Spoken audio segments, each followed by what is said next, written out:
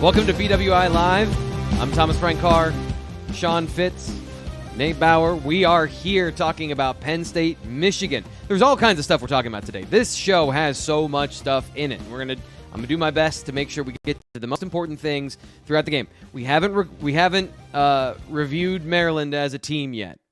We have to talk about James Franklin's press conference, and of course, the number one thing anyone cares about this week: can Penn State stop the run against Michigan? We'll get into all of those things, the whole shebang today on the show today. But I want to thank everyone for showing up who did. This is not our normal schedule. James Franklin's press conference was Monday. I should have done a better job of promoting this change throughout the last week and a half, but things and stuff happened. But here we are. Tuesdays from now to the end of the football season is when we're going to be doing our first show of the week. Telling you as it's happening. I'll make sure to remind everybody of that as we go throughout the week. So guys, off the top, we got a lot of stuff to get to. Just talked about all of that. But the first thoughts I want to get from you guys, Nate, what you took away from last week. Okay, we haven't gotten your thoughts in depth outside of instant reactions after the game about the Penn State team after they went over Maryland. I'm sorry, I just can't get over Julius Seizure calling me the GOAT. That just big fan of yours. It lights up my life. Yeah. What did I think of Saturday? I thought it was I thought it was important in a lot of ways. I mean, obviously, anytime that you can win a game like that, that way is important. The fact that Penn State took control early, I thought was extremely important to have a fourth down stop and get your team the ball at the 45-yard line to open the game and then go down and score a touchdown. Right. It's just funny because we talk about all of these things in terms of the offense's performance and, what their strengths are, what their weaknesses are. It's so much of it is predicated on how the game it's right. If you're gifted field position like that, it changes things. It changes your confidence. I know we talked about it yesterday during the press conference, but I mean, if this one isn't my dream of a movie type scenario in terms of the psychology side of things and all of those elements that play into this upcoming game. I mean, you just see the narrative arc, right? I mean, it is Ohio State, the last 5 minutes of Indiana, what happened at Maryland on Saturday, all setting up for, hey, is this a team that can find and unlock its best self? Yeah. Is it important that they did once before this game? In a game where I think it's pretty clear they have to have a complete effort to win. Maybe not everyone's dominant, but everyone is contributing at that level. Do you think it was important that Maryland set up the way you were hoping you got the setup from before the Ohio State game with UMass and the bye and everything that went into that game? They did get that against the pre-Michigan game. Do you think that's important? 1,000% I do. And that was something that I think that we talked about in those first 6 games. Is every single one was a win for Penn State, but were there any that you if you're Penn State, do you feel great about? No, I would argue no. I mean, I would argue certainly there were great elements within those games, but there was just something missing. There were just these lagging, nagging concerns that never really quite got over the hump. And then again, Drew Aller is a huge part of this. His ability to shake off that interception, come back and throw a game-winning touchdown. Right. And then parlay that into what it again, it's not about the smile on his face from Saturday at Maryland. Yeah. It's about the fact that he's making throws confidently into coverages that he had not been making before. I'm stealing your thunder, T. Frank, but that's it, right? That is the whole of this from the offensive side of the ball. Right. Katron Allen having neither one of these running backs have had, I would argue, the season that they've wanted to have. Nick Singleton is a guy who I do think we should talk about to a certain extent. Having James Franklin mentioning it during his press conference on Monday, I don't think was an accident. He's had back-to-back weeks with 50+ yard kickoff returns. Yeah. Like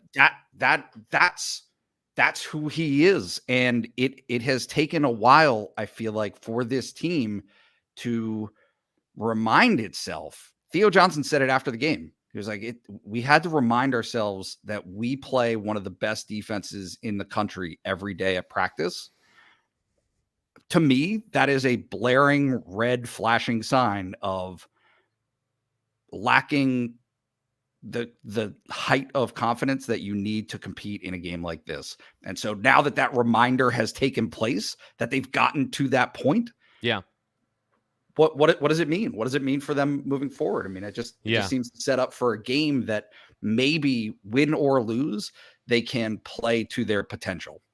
Yeah. Yeah. And that's the main thrust of this week is, does that carry over to the game? And I guess that's the part that I was trying to highlight. And the very nice thing said in the chat about the film room. If you want to check that out, I don't want to seem like I'm self-aggrandizing and put them up here on phenomenal screen. T. Frank.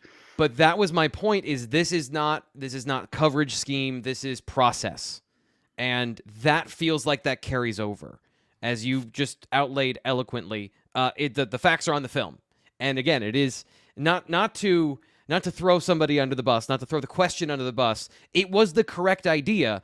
It was the wrong evidence to suggest that there was a difference in Drew Aller's abilities and his performance on the football field. And Steven says here, we win or lose the game on the back of Aller. Michigan is a better team overall on offense, so this has to be Aller's best game to win. Let's get into this conversation quickly. Because we had this, I promoted it yesterday in our last conversation. You were saying Drew Aller can't come out here and be ready to lose by 40. Yep. And I think that goes against what we just talked about. And this is the rebuttal to the conversation, which is he can't go out there feeling like he's going to lose the game for the defense, because that's what Ohio State was. That was that situation, and why he played like he was frozen. Speaking of frozen, we got Fitz back. Love that. Love that you're back. Thank you for working through your technical difficulties. Appreciate you being here. And there we go. We'll have some more technical difficulties. Fitz, take it away. What's the number one thing you're thinking about as we get through this week with Penn State football? Well, it's apparently my internet connection, because that's apparently an issue right now. I just did 20 minutes with Andy Staples and everything was fine. And then all of a sudden I come in here. It's usually you. So the number one that I'm thinking about is still on the offensive side of the ball. And I've been watching a little bit while I was restarting my network about you guys talking about what Drew has to do and everything like that. I just thought with Maryland, and I don't know how much you guys covered, but just seemed to be more purpose. And I know that's kind of a cliched cop out, but there just seemed to be less dead time between, the notable plays. And I know that that's not like a formula or anything like that, but it's also, that's how you call the game. That's the flow of the game. So I think that's really the number one thing that I'm looking forward to, is to see if they can carry that over. It's so tough to label this as the offensive line's doing, Drew's doing, running backs doing what they're doing. Like when it's all working well, like the mistakes are, I don't want to say negated, but the mistakes are demagnified, I guess you would say. Yeah. So that's what they got to do. They got to continue to clean it up, take those strides that they've made over the last 5 quarters, be a little bit more open. I know you just said like there's no rhyme or reason, or I don't want to say purpose, because I've been using that word too much lately, but there's no rhyme or reason to the way that Drew's been playing. But there is something to just like going out there and getting your shoulders a little bit lower, just loosening up a little bit. Yeah. I'm excited to see that this weekend. And I'm excited to see if Penn State can coach themselves into doing that. And what I mean by that is it's so tight. These things are so tight all the time. And if you let yourself live, you let yourself loosen up a little bit, maybe good things happen. Yeah, absolutely. And that's I think the mentality that the offense has to have, because we've seen them play tight in big games, something we'll get to in just a little bit. James Franklin, the press conference, we're going to recap some of the biggest things from that game. But the first thing is your game, your football game. Do you have a son or a football team you want to give to an edge to on the football field? Every split second matters. Every movement matters. So train like the best. Train with the best. MMA FX is a hand-fighting course taught by Bruce Lombard of Lombard MMA here in State College. Bruce has trained everyone from Alabama to NFL offensive linemen, and your team can be next. The aim of the MMA FX videos is to teach you different techniques, 25 different techniques, 60 drills, 4 levels of difficulty, all with the aim of making you better at football. The system benefits defensive linemen, linebackers, and wide receivers. There's a ton of stuff. I'm super excited about this. We had Bruce here on the show, I want to say less than a year ago, maybe this summer, talking about some of the players he's worked with. Might have even been back in March. Nate, you and I went over and saw what they do over at Lombard MMA in-state college. So we're super excited. This has been a long time in the making, pairing the BWI Live show with MMA FX. But if you want your kid, you want your football team to have an edge on the football field and to stand out on film, visit MMAFx.net and learn more today. You can contact him to set up a free consultation in town for MMA FX one-on-one private training, small group training, and everything. Bruce at MMAFX.net. So go check that out. Nate, it's pretty cool. We got to see this live with the offensive line learning how to use their non-dominant hand and a bunch of other technique and nerdy stuff that I'll get way too in the weeds if I talk about it. I liked watching it. It was very out of place for me. I didn't recognize what the inside of a gym looked like, but apparently that's it. No, Bruce is the man. So this is super cool to be able to partner with him. So again, MMAFX.net to check it out. Appreciate Bruce being a part of the show. Let's get into the James Franklin press conference, his comments from yesterday. Nate, no bulletin board material. Let's just start with that. We talked about it a little bit yesterday, but no bulletin board material, I guess. Recap for everyone who didn't see what James Franklin had to say. Board headlines, more so the subtle little jabs in there. He likes to work. He likes to work under the radar. Body. Yeah, no. He said. Talking about the implications of whether or not Jim Harbaugh will be there on Saturday, right? I mean, we're waiting, right? Everybody's waiting for seeing these different news stories, and it's just kind of a wait and see situation. And I think that he handled it well in the sense of it can't affect their preparation. It can't affect how Penn State prepares for this game. And the subtle shot was the way that they're going to prepare for this game is by studying what happens on the field, right? The coach's film, I believe was the way that he phrased it, meaning not things that you would see, I don't know, shot on like an iPhone, for instance. You wouldn't be worried about those. You would just be worried about things that you see in the coach's copies. So now he mostly avoided the subject, but also you look, the way that he phrased the very first response about saying less is more tells you exactly how he feels about this, right? Yeah. He is one of the 13 coaches in the Big Ten that are displeased, to put it lightly, that Michigan has had this situation going on, and the accusations, if true, I mean, certainly we'll keep it in the allegation stage of this. Yeah. But if there's evidence and that kind of stuff exists, then if you're a head coach of any of those Big Ten teams that have been on the receiving end of that, you've got an obligation to your players, to your program, to be ticked off about it. So.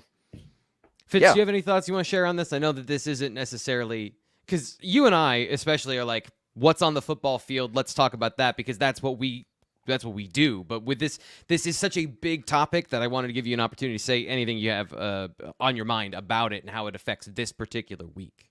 Yeah, Nate, I don't know about this particular week, but Nate made a good point. You're not getting those 2 years back. Like, regardless of how deep this runs, like you... Mm-hmm. As he said, have an obligation to be upset for your players and for yourselves, really, because bonuses are a thing, and that's not just a Penn State thing. That's everywhere.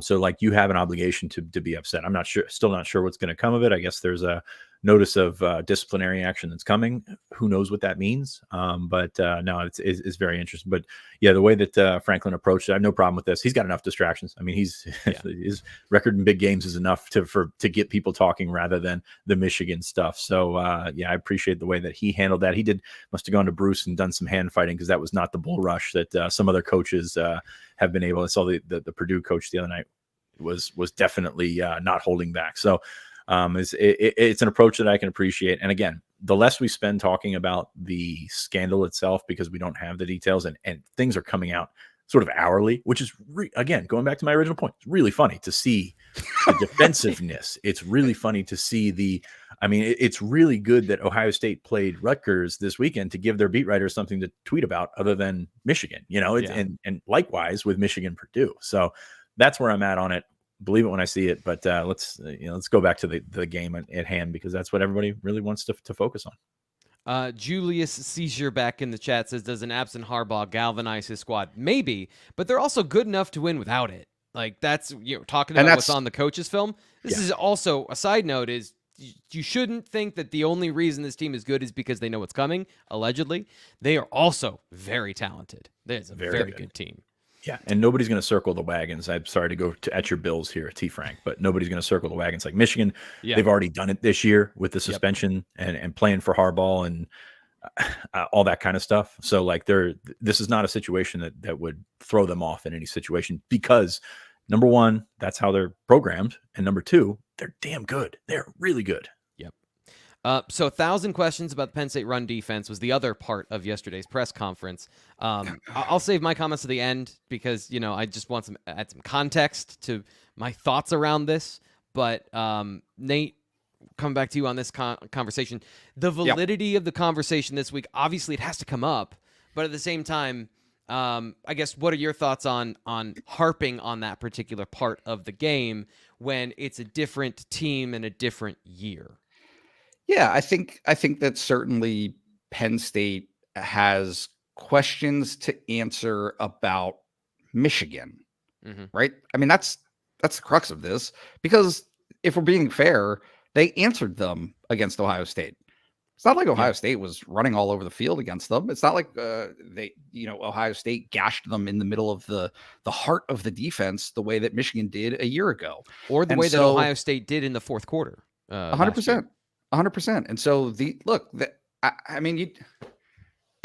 you always weigh whether or not it's worth like selling a kid out or leaving a kid out to dry. But like Tyler Elsdon didn't have a great game last year. That was part of it. Yeah. Hakeem Beamon didn't have a great game last year. That was a big part of it. And so when you asked him about the linebackers, it's like, well, they're different now. Yeah. Literally, the personnel is different this year. They have come along. They have gotten better. They have taken strides. I mean, they just held a Maryland. Maryland didn't even try to run because it was that fruitless of an endeavor against this defense. And so I do think that there are very obvious strides that have been made that you can say, hey, here's all of this evidence that says the Penn State. I mean, look, bottom line is Penn State has the number one rushing defense in the country. Is it going to stay the number one rushing defense against Michigan? I can't confidently say that. Yeah. Right. I don't know. I'm not going to know that until we see how they play against a Michigan team that is excellent up front and with its running backs. And has, again, it's not just the fact that they are going to do whatever they want and can just hone in on one aspect of the game. It's the fact that they have the versatility to also pass it against you, to also have the quarterback extend plays with his legs, throw the ball. Like, all of those different things play into and complement what is already a strong facet of their offense. So, I mean, is it overblown? I don't know, in the sense that it is not overblown against Michigan. It's overblown against the rest of the season. Yeah. Fitz, first off, I just want to get to Rob's point here. Corum and Edwards have run for a third of the yards they ran for last year. I think he makes the point earlier in the chat as well that they're a passing team this year. I think it's the point, Rob, that we're making here is the threat. James Franklin outlined the players each week that he thinks are a threat for his team. He named the offensive line and the running backs. Obviously, the quarterback is a part of that too. They are a very balanced team. And I guess that is the point, Fitz, is like this is a team that presents multiple challenges outside of just the running game. And I want to frame this way, and I'll give you my point and then ask a question at the end. The evidence, as Nate just said, the evidence is on the film that Penn State is both bigger and technically better at the run than they were last year. So I guess my whole thing about yesterday was asking, are they are they good enough against the run is kind of challenging the reality that is on film of, yes, they have not been perfect. Nobody's perfect, but they are clearly bigger, stronger, and more athletic than last year. The question then becomes, are they able to do that, as Nate said, against Michigan? But to me, that becomes then a recruiting question, because these guys have maximized their abilities. Do they have enough ability is a different conversation, and I feel like that is an entirely different angle to take, which is why I present that to you, our recruiting expert. Is that a fair way to phrase that, or am I diminishing Penn State's abilities or overinflating Penn State's abilities against the run? Probably overinflating it a little bit, just because it is a whole different animal when you're talking Michigan, and they're still the number 4 rushing team in the conference. I think what's interesting here is they're the number 4 rushing team in the conference. They're the number 2 or 3 passing team in the conference, but they're the number 1 offense in the conference. Like that's right. That is a sign of a dangerous offense. Like, it's not so much that they're going to ground you to death or they're going to throw you to death. They're going to balance you to death, which is sort of a coach's worst nightmare. You take a look at how many college coaches use the word balance way too much. You know, it's never 50-50, but it is something that you certainly can lean on. Michigan's certainly not running the ball with the vigor that they did last year. Penn State, from a talent perspective, from a size perspective, yeah, they can stop that. But again, I don't think it was talent and size that what did it last year. Knowing your assignments, gap soundness, all this kind of stuff of being in the right spots is what killed them last year. And you're just not going to know that until Saturday. So yes, they have the ability to stop Michigan's running, or not stop. They have the ability to slow down and do this. Penn State fans are, you remember the pre-Illinois show where we talked about Penn State fans being scarred by the Illinois 21 rushing effort. Like that's where Penn State fans are with this Michigan. And I get it. Like, I mean, it's Michigan. You know what they want to do. They have more ability to do the other thing with JJ McCarthy back there.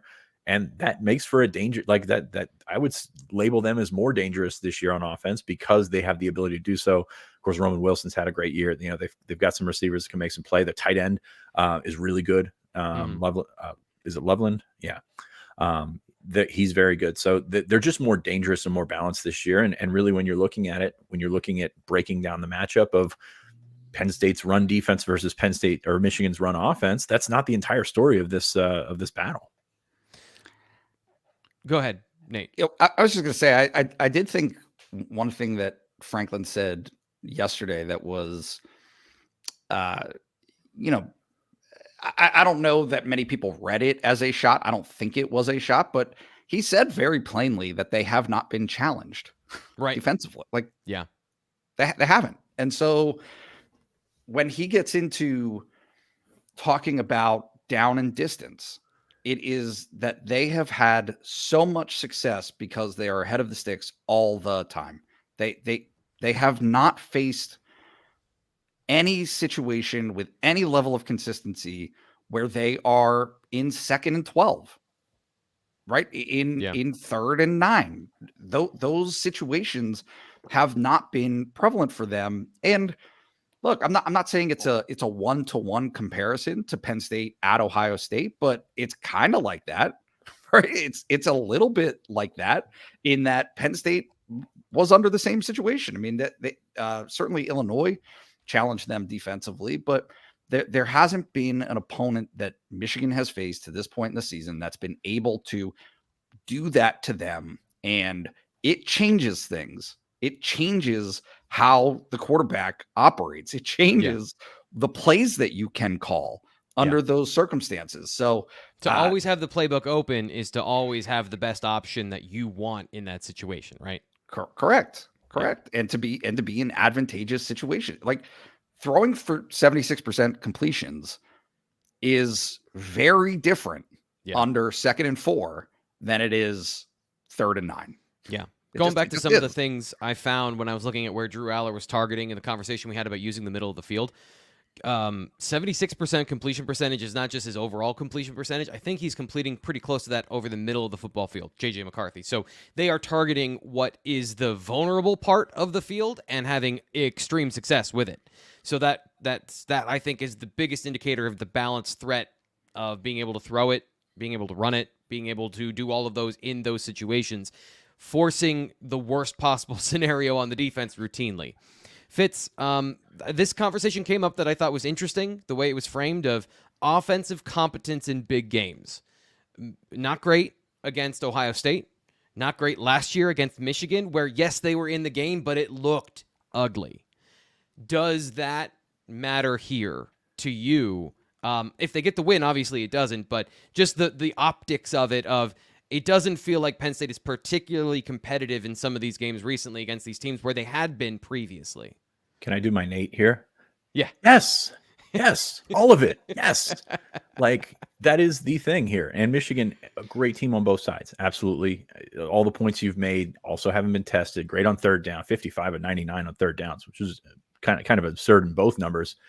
But yes, I mean, Penn State's this game is going to go with Penn State's offense. Penn State's defense is exceptional, and as we saw at Ohio State, can only hold off a great team for a certain amount of time. So yes, absolutely, scream it from the rafters, do whatever you have to do, but Penn State needs to score points, and that is a deep cut there. Penn State needs to score points, and they just, I don't know if you go into it with the confidence knowing that they can do that when they want to do that. And I think that's the elephant in the room here. It has been since Ohio State. Maryland was great. You know, you saw something different against Maryland, but like it's a whole different animal right there. Nate, do you want to talk about the lead back conversation? Do you want to talk about Nick Singleton and all of that stuff? I don't. So I have been going full bore since Saturday morning, so I don't remember what we talked about already on the show. I apologize. Did we cover Nick and that conversation? Is there anything you want to talk about there? No, I do think that the explosive play, even in the kickoff return game, matters to him. I do. I think that Katron's 10-yard bulldoze through 11 defenders matters. I just think that those guys are going to be necessary on Saturday, right? And obviously, as you would expect, I don't know that that all of the per yardage on a play-to-play basis is going to be there. I don't know if that's a reasonable expectation against this defense, but I do think that certainly the play that we've been waiting for really all season from Nick of a 30, 40, 50-yard carry could change things. It could change the dynamics of this game.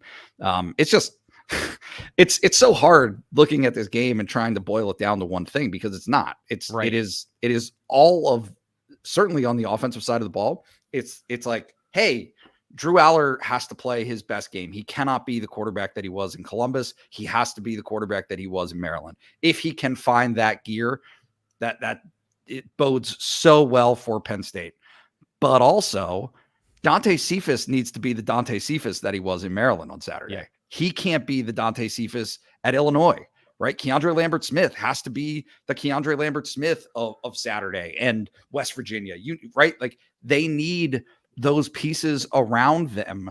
It all has to happen at the same time, which is hard. It is hard to get that cohesion. It is hard to get that together against a defense of this quality. But yeah, that's what it's going to take. That's what it's going to take is, like I said yesterday in our reaction, T. Frank, the fact that he kept Trey Wallace out of that conversation, I think, is fairly indicative of where this is going, right? Yeah. They're probably not going to have him. It is incumbent on not only Drew to make plays, but for the receivers to not only make 11-yard receptions, but to turn those 11-yard receptions into 25. Like, that's got to happen.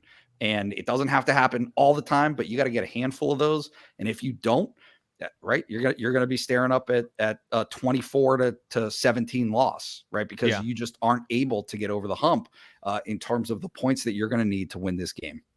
So, I mean, we've been previewing the game the whole show, but let's officially get into this is the Penn State versus Michigan preview portion of the show. And Fitz, I want to talk to you about the matchup. Where do you think Penn State can win and battle with Michigan? Maybe doesn't have a full-on advantage, unless there is a place you think that, but where are the places you think that they have the best opportunity for success to put them in a position to win?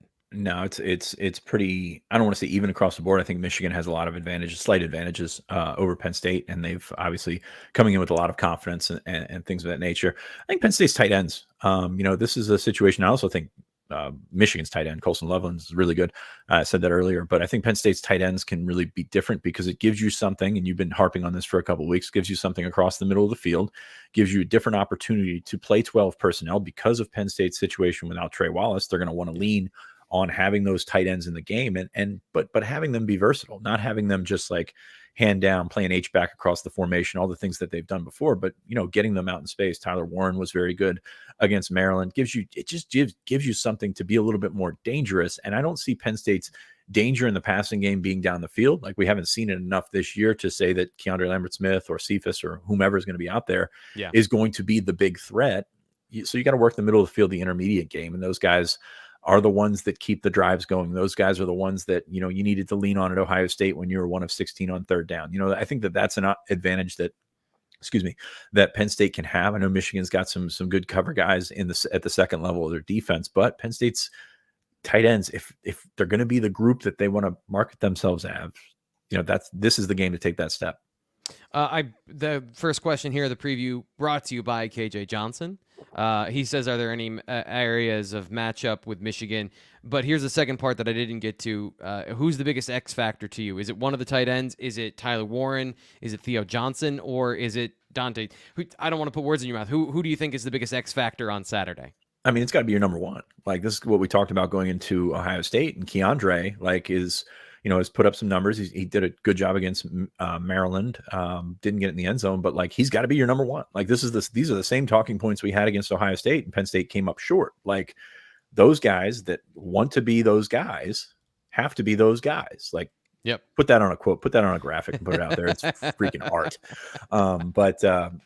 Yeah, Keandre, if he wants to be the number one, he wants to be the guy that, is an NFL prospect, has to be that guy. And a lot of that is what's available to you in scheme. And they've got a great nickel corner in Sanger still, but you move him around, see what you can do and get him out there.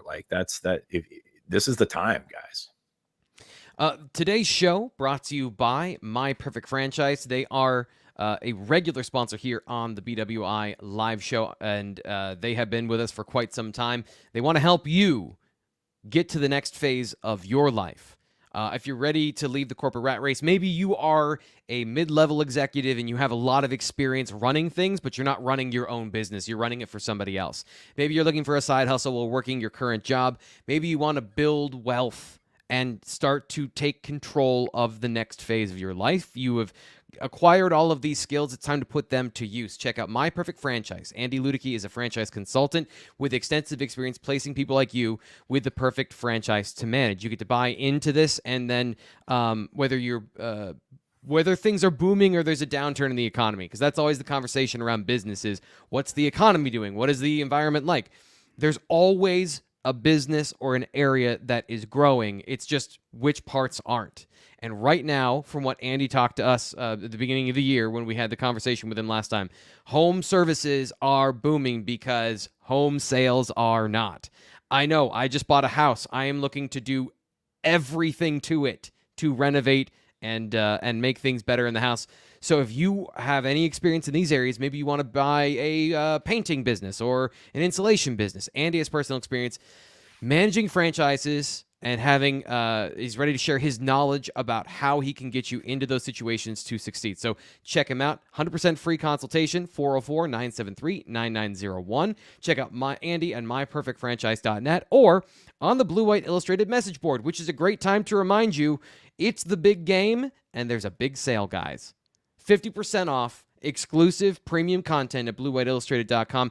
Nate, take over for me. Tell them all the great stuff you can get at Blue White Illustrated with premium access. I mean, where do you start, T. Frank? I'll start with you. The great analysis and both pre and post game. I mean, that's the great thing about it, T. Frank, is when we text during a game and kind of tick off the check by check of things that you anticipate happening in the game happening.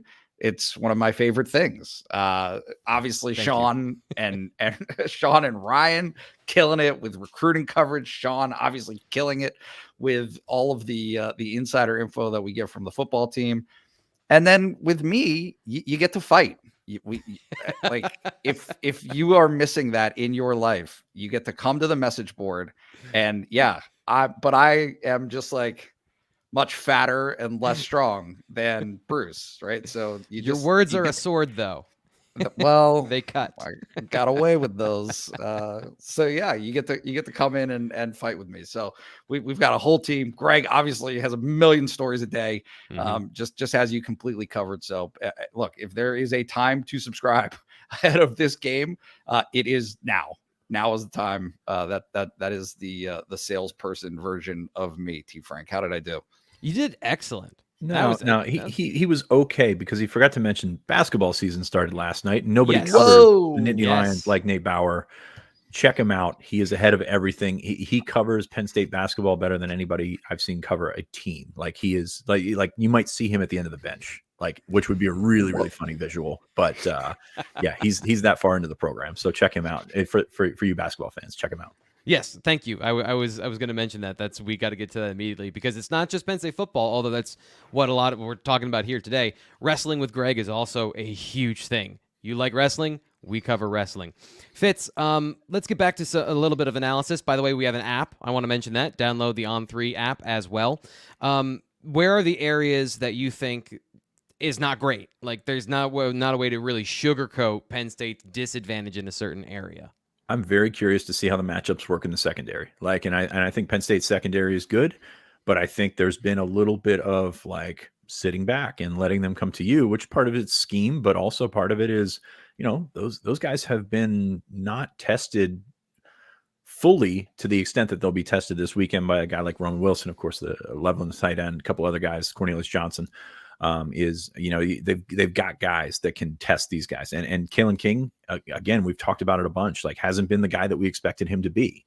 He's been fine, but he hasn't been the guy that we expected him to be. Yep. Johnny Dixon had a couple of penalties last week. So like there's some like intrigue in that matchup there, probably more so when you take a look at Michigan. You think they're going to run the football, you think they're going to do what Michigan always does, but is a dangerous team. And it's a dangerous team in the sense that McCarthy is going to extend plays. You got to keep him in front of you. And it's not necessarily the 7-yard pickup where he goes and slides in front of the linebackers before they get to him. It's extending that play. And, that extra half second of coverage that you can't hold on to turns into a big play. We saw, the last time Michigan was here, Eric All running that crosser against Kalen King. That was a play that was extended, and that's a play that ended up winning a football game. So that is where I'm looking. We've glossed over the secondary a lot this year, I think, because the defense as a whole has been so good. But that's a worrisome spot for Penn State. If you're, it's tough to go from absolutely nothing to getting up and playing your best, and Penn State still seems to be in that transition. I think you make a great point. You can even go back to the film last week of when they didn't have a guy in Talia Tagovailoa's face and he broke the pocket. He made plays. This is not an infallible secondary. They play zone coverage sometimes when they get aggressive up front, and you're not going to get those dominant performances like we've seen where they can take the offensive scheme up front and destroy it. Because they shredded Maryland, They shredded Maryland from top to bottom up front from a scheme perspective, from a physical beating them at the block perspective. You're not getting that this week. So there are going to be plays where you're not going to get pressure and you've got to be locked in. So I think that's a really great point. Nate, another thing, going back to James Franklin's press conference, I don't know that I've ever seen him name as many players on one side of the ball as he did when he talked about the Michigan defense. So that I don't know, is that an advantage? Like, does Penn State have the same laundry list of players? And a question here in the chat is, what's the status of Chop Robinson? I'm not asking you to predict whether he plays or not. Is it in a good position from what you've seen and some of the things James has talked about after the game and then on Monday, seeming positive about that? Is that gamesmanship, or do you think that's a reality and a fact that he could play? I think he could play. I think it's fairly clear he could play. Do I know? No, but is it important? Yes. It's one of those things where, certainly there is a boost of confidence that you can lose him and still have 6 sacks against Maryland. That's good to force the pressure that they did, to have the type of game that they did, not just without Chop, but without Amin Vanover as well. So you're missing 2 of your top 4 defensive ends, and they were still very, very much fine, better than fine. So yeah, that's good. But also, you'd rather have those guys and your best guy. So if that's something that's on the table, I mean, very clearly that they are. Look, these things are in medical's hands. You get that concept, but Penn State will do anything it can to have Chop out there, I think, on Saturday. I don't think there's any question about that. You've been focused on point total in this game. So you're looking at this if the average chance that Penn State wins gets over what points? I think they need to have 25 points plus. I just think it's a little bit of an unrealistic expectation to try to get through this game, right? The way that James Franklin laid it out on Monday just felt very much in line, right? And can I actually quote? Can I read the quote? Sure. Yeah. Could this game turn out to be a game where there are multiple touchdowns scored on both sides and it comes down to a one possession game, more of a shootout? Yes. Is it more likely to come down to a low scoring game and a battle and a one possession game, 4-minute, 2-minute type situations at the end? Probably most likely. He's telling you, right? Like this is the way that this game is shaping up to be, is low scoring, where individual plays make all of the difference in the world, right? Time of possession, right? Which we don't consider necessarily an indicator of wins or losses all the time, but it's going to play a factor in this game. It will. Yeah. I think that comes down to also, the limiting opportunities for the offense to be explosive. Fitz, you're the best, so I'm going to hand you a hard question that I don't have an answer to. But JCon2 asks not a question. This is a statement wrapped up in a question. How does this team eliminate the stupid penalties? I think there's a lot of stuff that we can have a conversation about. Should it be a penalty? But they, in the last couple of weeks, had a couple of these, especially on defense. What are your thoughts about the penalties? Are they something that is going to be a problem in this game? Yeah, I mean, some of those things are out of your control. Some of the random things, Kobe King getting flagged for hitting a sliding quarter, like some of those things you gotta, you can't hold yourself back from, because the second you hold yourself back from it, it's going to burn you even worse. So I get what's coming on here, but like, you got to talk about the possibilities. You got to talk about these situations. You've got to drag your buddies out of those situations, because we've seen a couple of those ones where, Keandre Lambert-Smith flails an arm and gets a flag. Those are the ones that are killer. It's not the in-game things, it's the after the play stuff. So you just got to preach it. I mean, it be more disciplined is very simple way to approach that. But like, there's no playbook for avoiding or getting stupid penalties. Like this is what it comes down to, keeping your head. And that's got to be an entire lecture here from James Franklin. It's keep your head during the play, keep your head after the play, keep your head in the post game, keep your head everywhere.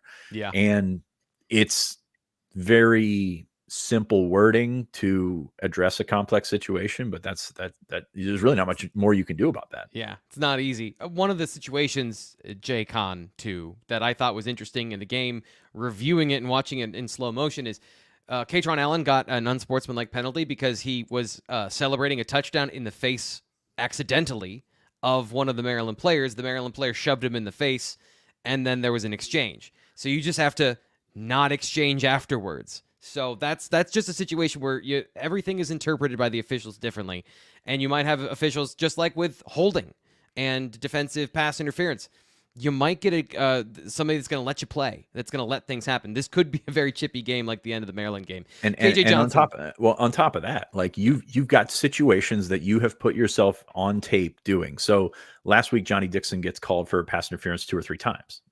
Was it pass interference? Maybe debatable in a couple of those things, but you can bet that came from Maryland. Like that came from, hey, we've been watching number 3. He's pretty grabby. He does things like that. And that's how it works. And Penn State does the same thing. I mean, everybody does the same thing. This is not state stealing signals electronically. This is the scouting part that can help you with that. So you go to the ref before the game, you say, hey, here's what we're seeing. Here's what we're seeing. Here's what, all this how this works out. And that's part of coaching. That's part of like knowing your opponent, scouting your opponent, truly scouting your opponent. So those are the things you got to break. We talk about breaking tendencies. You got to break tendencies with penalties as well. Yeah. It's super early in the week. I don't want to be asking you guys for a point total. We'll obviously have that over at bluewhiteillustrated.com. Again, too early in the week for me on Wednesday. I would prefer it later in the week, but I'm not here to make a stump speech about our schedule. What I do want to know is, do you think Penn State can win this game? KJ Johnson says the app is great, the On3 app. Thank you for saying that. Just wanted to get a plug in there for the things we do and the things for On3. Nate, do you think Penn State can win this game, and how do they win this game? You kind of laid it out, but give me in your elevator pitch how Penn State wins this game if you think they can. Can they win? Yes. Yeah. I mean, of course. Of course they can. Is it likely? I don't know. I'm not there yet. I think that I'm fascinated and have not wrapped my head around what you're saying and what James Franklin said on Monday about patience offensively. Yeah. Right. It feels like a conflict. I don't know that it is necessarily. Can I interrupt to ask kind of take this in a different, just down a different tributary? Do you think that was also, he was trying to tell the fan base, don't turn on us if we don't score in the first quarter, like stay in the game and stay engaged, because that's an important thing of keeping their offense off kilter? Because it seemed like he started out saying no, crowd is going to be important, and then he said something like that of be patient. Yeah. Yeah. I think it's that subliminally maybe, but also more literally. I mean, the fact that he referenced Iowa, I don't think was a mistake. He is saying, hey, this might be a 10-7 game at the half. Like, this might be that type of game. And if it is, in Penn State, let's say Penn State is on the 7 side of that, then nothing crazy happened, right? The first half of that game last year, there was some crazy stuff. Curtis Jacobs has an interception return for a touchdown. Like, let's say none of that happens, and you're sitting there at halftime, staring at a 3-point deficit. You've got 7 points. Are you mad that you only have 7 points? Because you're looking at the scoreboard and saying to yourself, hey, why can't you put more points on the board? Or are you pleased to be down 3, to be in a situation of a competitive game? Oh, exactly. Yep. Right. Are you okay with that? And not just okay with that, but embracing the notion of, look, get to the fourth quarter and be in a game that is like that. People are going to hate me saying this, so I'm going to say it. There was nothing wrong with being in the, like, obviously the offense for Penn State was the Hindenburg at Ohio State, but the way that game was played, but other than that, the way the game was played, the way it was handled to be in the third quarter in a 4-point game, like, they're going to take that every time. They are going to be fine with that. They just understand you can't be that bad. Like, they had to be a B effort offensively, and they just couldn't muster it. They were D or F. So in this game, when he says not losing patience, that speaks to me. It hammers home the notion of, look, this offense cannot do really what it ended up doing in the fourth quarter at Ohio State, where it panicked. They panicked. They lost their way. They did all of that stuff that I think if he had that one back, he would have changed a lot of that stuff. And also, you can't do what they did in the first quarter, which was go 3 and out, or I think it was the second quarter, go 3 and out consistently. It was the third quarter, go 3 and out consistently. Got it after my third try, where they mounted no resistance to help the defense to put any sort of like relief in the time of possession area. Fitz, I want to get to you the same question. This is the last thing for the show today. Same question, like, what's Penn State's best avenue to victory for this game this weekend? Yeah, I think what Nate said in terms of keeping it close as long as they can keep it close. Like, they have done a good job at that. Like, and Penn State is playing the underdog role here, so you want to keep it, get into the fourth quarter, be close. I mean, those close games are like, it's like Homer Simpson and the blank, his big warm toasty cinnamon bun. Like, coaches love those things. They love the low scoring, comfortable games. Yep. And this is really, I think, where, and both of these guys, Franklin and Harbaugh, have done that in the past, even though, Michigan has sort of run some teams out of the gym this year. yeah, you get to the fourth quarter and really anything can happen. You've got the home advantage. Like Penn State has been decent at home against Michigan, so that Yep. plays into it as well. Yep. But yeah, just extend that game, make the third downs. I mean, really, we're just copy pasting Ohio State points here because these teams are not similar, but also dangerous. Both of those teams are more dangerous than anybody. So that's where I would go with that. Special teams, obviously a big deal this weekend. Riley Thompson, a big player this weekend.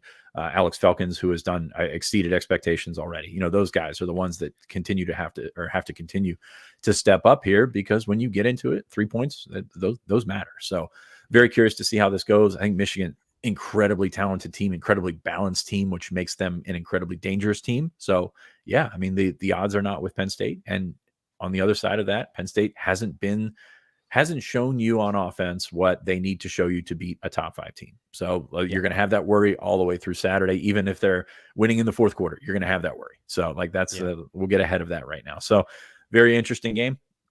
Winnable, yes. Probably win, probably not. Is it a probable win? Probably not. Is it, stepping all over myself here, but yeah, it's why they come out and play the game. So very interested to see how these matchups come together. The thing I think I said earlier, but I want to recap this from our conversation yesterday, Nate, is you have to believe that you can go out there and execute. Drew Aller believing that he can throw the ball into a tight window and make a play is Drew Aller throwing the ball into a tight window and making a play. That's the whole point of Drew Aller, is he has the ability to do it. As if he pulls the trigger, I don't have a fear from watching him on film he's going to make a bad decision.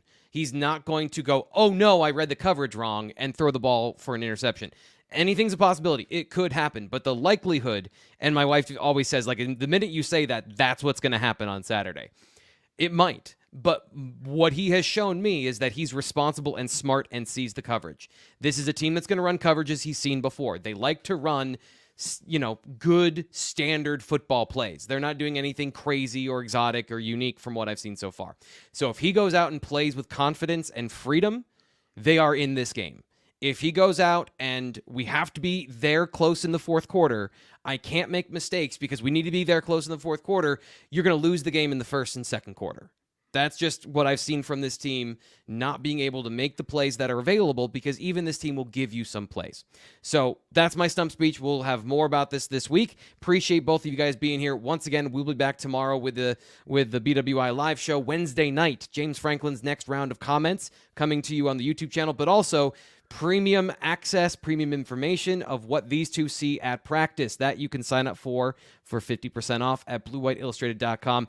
You could not spend a better $50 on your hobby. It'll get you in the first week. It'll pay for itself. These guys have been awesome. Sean Fitz, Nate Bauer. I'm Thomas Frank Carr. We will be back later. Until then, we'll talk to you later.